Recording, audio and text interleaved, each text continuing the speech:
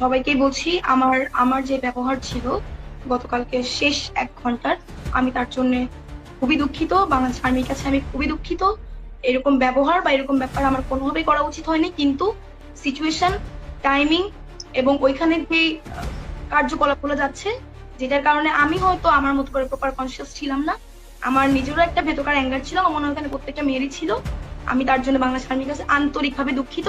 কি ম্যাডাম, ভেতরে যে বারো ছিল সব শেষ হয়ে গেছে? এই মেয়েটিকে বাংলাদেশের মানুষ এত ট্রোল করেছে যে মেয়েটি বাধ্য হয়েছে ক্ষমা চেয়েছে। আর আমি যে এই মেয়েটিকে নিয়ে যে ভিডিওটা করেছিলাম সেটা তো 1 লাখের পর মানুষ দেখেছে। যা ধর আমি সেখানে ভালো করে ধুয়ে দিয়েছি ওকে। বাংলাদেশের সভ্য সমাজের মানুষরা এই জিনিসটাকে ভালোভাবে নেয়নি। তারা সোশ্যাল মিডিয়াতে এটা প্রতিবাদ জানিয়েছে, মেয়েটি বাধ্য হয়ে ক্ষমা চেয়েছে।